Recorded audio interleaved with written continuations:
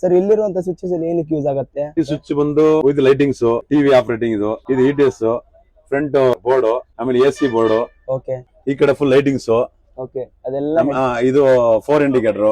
Okay sir ಇದರಲ್ಲಿ advance features ಅಂತ ಏನಿದೆ ಸರ್? ಅಡ್ವಾನ್ಸ್ ಅಂದ್ರೆ ಎಮರ್ಜೆನ್ಸಿ ತೋರಿಸುತ್ತೆ, ಎಮರ್ಜೆನ್ಸಿ ತೋರಿಸುತ್ತೆ. ಓಕೆ ಏನೋ ಪ್ರಾಬ್ಲಮ್ ಮಾಡಿ ಎಮರ್ಜೆನ್ಸಿ ತೋರಿಸುತ್ತೆ, ಗಾಡಿ ಆಫ್ ಆಗ್ಬಿಡುತ್ತೆ. ಸರ್ ಇದು ಏನಕ್ಕೆ ಯೂಸ್ ಆಗುತ್ತೆ? ಇದು ಮೇಲೆ ಬೋರ್ಡ್, ಮುಂದ್ಗಡೆ ಡಿಸ್ಪ್ಲೇ ಬರುತ್ತೆ. ಅದು within camera, back, front, yearly back. Sir ನಿಮಗೆ ಫಿಕ್ಸ್ ಗಾಡಿ ಕೊಟ್ಟಿದಾರಾ? ಫಿಕ್ಸ್ ಅಂತಿಲ್ಲ, ಒಂದು ನಮ್ಗೆ 3 ದಿನ ಡ್ಯೂಟಿ, ಸೆಕೆಂಡ್ 3 ಡ್ಯೂಟಿ ಮಾಡ್ತೀವಿ. ನಾಳೆ ಇಲ್ಲೇ ಟೈಮಲ್ಲಿ ಒಂದು ಸಿಂಗಲ್ ಡ್ಯೂಟಿ ಮಾಡ್ತೀವಿ. ಎಷ್ಟು ಇನ್ನೊಂದು ಗಾಡಿ ಸಿಗುತ್ತೆ ನಮ್ಗೆ ಅಪೋಸಿಟ್ 2 ಗಾಡಿ ಮೇಂಟೈನ್ ಆಗುತ್ತೆ. ಓನರ್ ಬಂದು ಆಂಧ್ರದವರು, manufacture out of country manufacturing, ಹೊರ ದೇಶದಲ್ಲಿ ರೆಡಿ ಆಗಿದೆ. ಅಲ್ಲಿಂದ ರೆಡಿ ಆಗಿ ಇಲ್ಲಿ ಬಂದಿರೋದು. KSRTC ಅಲ್ವಾ? KSRTC. ಸರ್ ನಿಮಗೆ ಏನಾದ್ರು ರೂಲ್ಸ್ ರೆಗ್ಯುಲೇಷನ್ಸ್ ಏನಾದ್ರು ಇದೆಯಾ? ಅಂದ್ರೆ ಕೇರ್ಫುಲ್ ಆಗಿ ನೋಡ್ಕೋಬೇಕು ನಾವು. ಏನು ನಮ್ಮ ಸ್ವಂತ ಗಾಡಿ ಹಂಗಿರ್ಬೇಕು ನೋಡ್ಕೋಬೇಕು. ಆಮೇಲೆ ಲರ್ನಿಂಗ್ ಎಲ್ಲ ಸೀಟ್ ಬೆಲ್ಟ್ ಹಾಕಿರ್ಬೇಕು.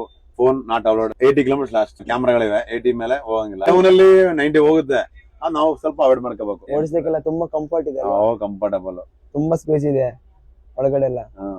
ಒಳಗಡೆ ಕಂಫರ್ಟಬಲ್ ಇದೆ, ಕುಶನ್ ಸೀಟ್ ಚೆನ್ನಾಗಿದೆ, ಆರಾಮಿಗೆ. ಓಕೆ ಇದ್ರ ಕಸ್ಟಮರ್ಗೆ ಏನೋ ಆಗ ತೊಂದರೆ ಆಗಿಲ್ಲ. ನಮ್ಮ KSRTC ಅಷ್ಟೇ ಈ ಗಾಡಿ ಆಪರೇಟ್ ಆಗ್ತಿರೋದಲ್ವಾ? KSRTC ಇದರಿಂದನೇ ಬೇರೆ ಯಾರ ಹತ್ರನೂ ಇಲ್ಲ ಈ ತರ ಗಾಡಿ. ಈ ತರ ಇಲ್ಲ. ಈಗ ಬಂದಿದೆ ಪ್ರೆಸ್ ಬಸ್ ಅಂತ, ಸೇಮ್ ಇದೇನೆ ಕಂಪ್ನಿನೇ. ಅದು ಈಗ ಬೇರೆ ಲೈನ್ ಬಿಟ್ಟಿದ್ದಾರೆ, ತಿರುಪತಿ ಲೈನ್ ಬಿಟ್ಟಿದ್ದಾರೆ.